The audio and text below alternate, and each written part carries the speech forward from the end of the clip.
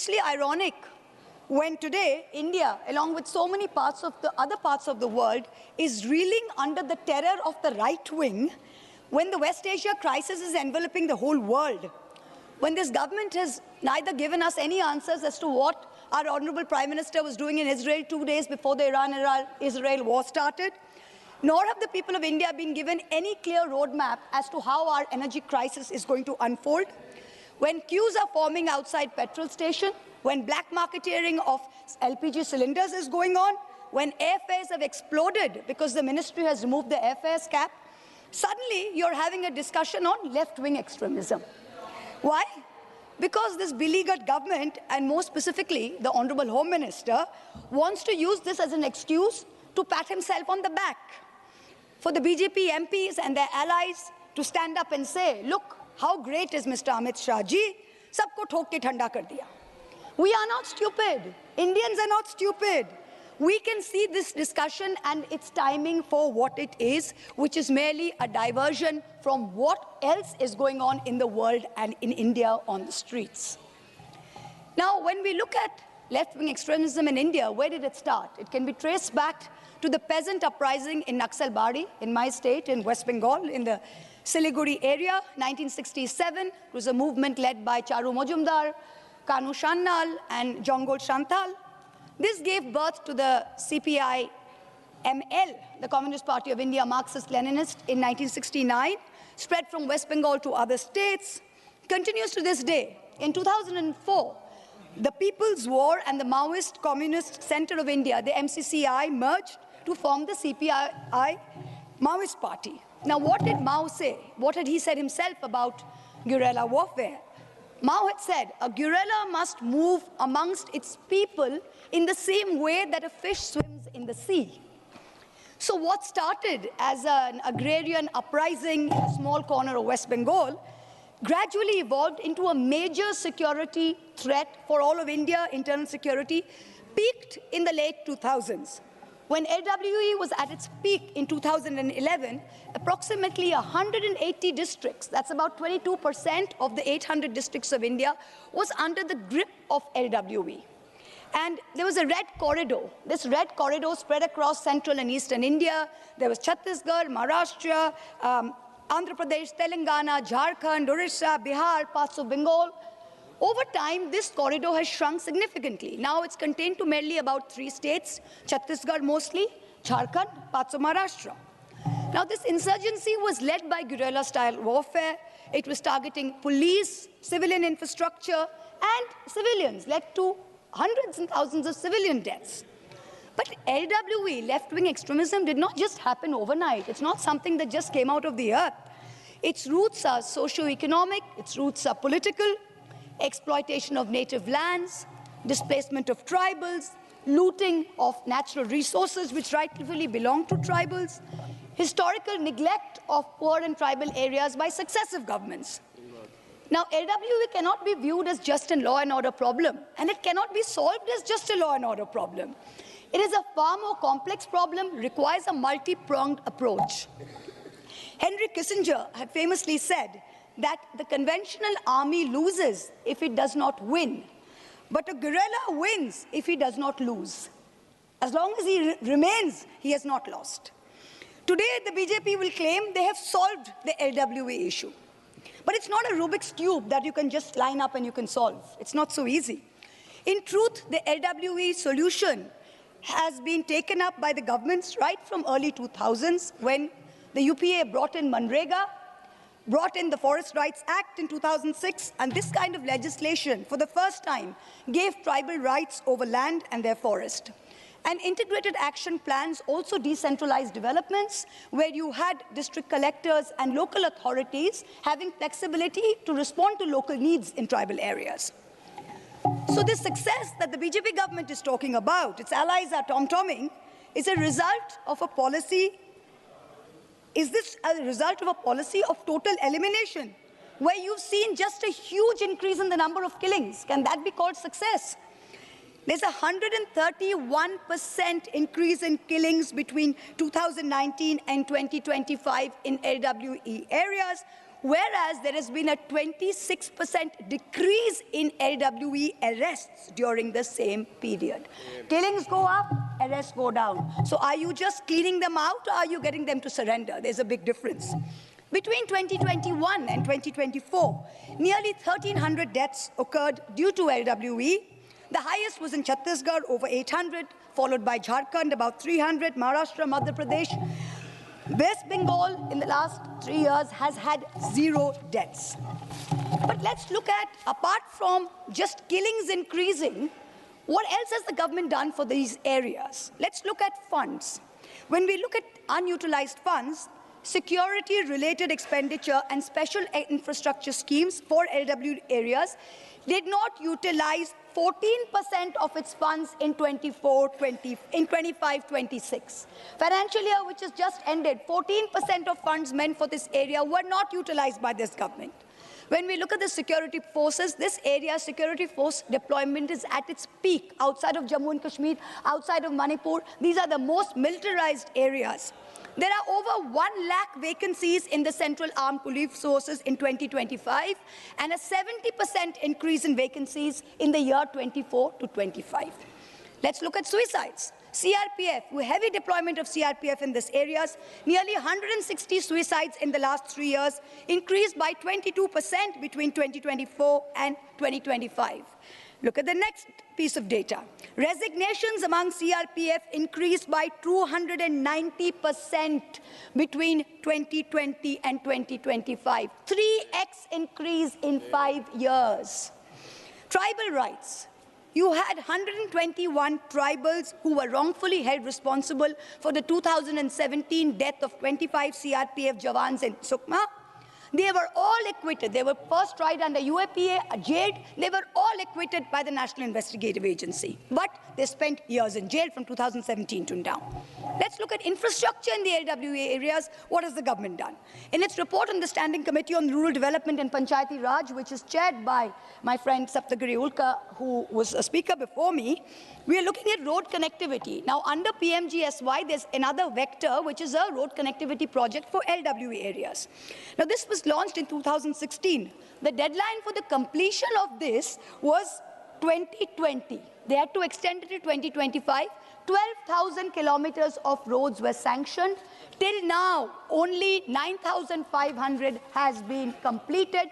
2,700 kilometers is lying untouched, funds still there. Education in these areas. You have the Ekalavya model residential schools. 31% of these schools in the LWA areas are non-functional. 69% of total sanctioned and non-teaching posts are vacant. There are no teachers. 70% of things are vacant. How are the children of these Adivasis in these areas going to get an education? Let's look at our state of West Bengal as a direct contrast. In the first 6 years of the Mamata Banerjee government, that's 2011 to 17, 328 LWE extremists had surrendered, 225 had been rehabilitated. There has not been one LWE incident in the last 3 years in Bengal, in Jhargram, in Bankura, in Purulia, in West Medinipur. And what is most important is the people in those areas have been integrated into a civilian development model of welfare distribution. So we are not using military camps to give them welfare like they're having to do in Chhattisgarh. The normal Duare Sarkar camps, the normal welfare reaches these people as it does someone in Calcutta or someone in Nadia or Murshidabad. Even today, while the Home Ministry is patting itself on its back, Bastar and Chhattisgarh, where the BJP returned to power in 2023, is one of the most militarized areas in India outside of Jammu and Kashmir and Manipur. Official data placed by the Ministry of Home Affairs indicates that as of 13 December 2025, the number of fortified police stations in Naxal-affected areas has increased from 66 in 2014 to 586. Look at the increase. Despite the government's repeated claims that Maoist influence has significantly declined and normalcy is returning to Bastar, there is no corresponding indication of demilitarization or phased withdrawal of troops. If something is returning to normal, if you have done away with LWE, then why are your troops still there? Why is the area so still heavily militarized? This is the first question. A particularly concerning development is, in this regard, in Chhattisgarh, is this Niyad Nellanar scheme, which has been introduced in 2024 by the BJP government in Chhattisgarh. Now, what the government is saying is it's a welfare scheme for Adivasis in remote areas. They've got 160 Anganwadi centers functioning under it. In practice, however, what is happening is essential services such as public services, ration, healthcare, education are all being done in proximity to militarized camps. This is raising very serious concerns because welfare delivery has to be civilian, has to be rights-based. Now it's being mediated through militarized spheres. Access to entitlement is done only if you go into a camp, a barbed wire camp, give your identity document, talk to 5 military personnel. Only then can you get your just dues. This for democracy is a death knell. So this is transforming welfare from a matter of right to a matter of controlled access. And there are persistent allegations coming in from Chhattisgarh, from affected communities, that many of these camps and associated infrastructures have been constructed in complete violation of the statutes of the Panchayat Scheduled Areas Act, PESA, and under the Forest Rights Act, without any due process, without consulting any Gram Sabhas. Now, what we've seen in the LW areas under this government in the past 3 years is not a transition from conflict to civilian normalcy. Kindly conclude. No, I've got 3 minutes more, sir. No. But entrenchment of a security-led governance model. Now, I've got a few primary questions that I would like to ask the Ministry of Home Affairs. Please let me finish.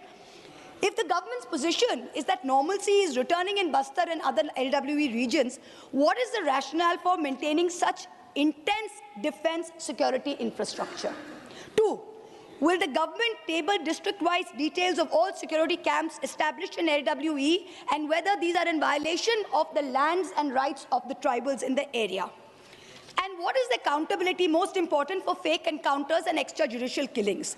Steep rise in killing, 78% increase in reported encounters in Bastar, contrasted with 1,000% increase in the number of persons killed.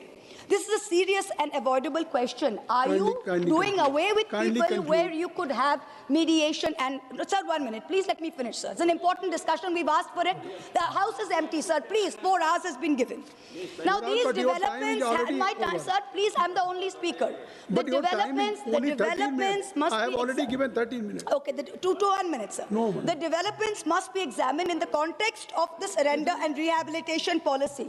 Because what you're doing is you're turning entire Adivasi areas into surveillance states. You've got drones on top of them. They are having to homes. Residents are photographed. Village level data is taken. So are you just making entire populations, terrorist populations? There's one last question, sir, that I have to bring up, which is the DRG. This is very important. The DRG, the District Reserve Guard, was an auxiliary force consisting of surrendered Maoists. The government is today saying they are the backbone of the success story, but serious charges. These are all highly armed extremists who have surrendered. How can you use them today, sir? This is against the Salbak Judo. Sri Jiaur Rahman ji.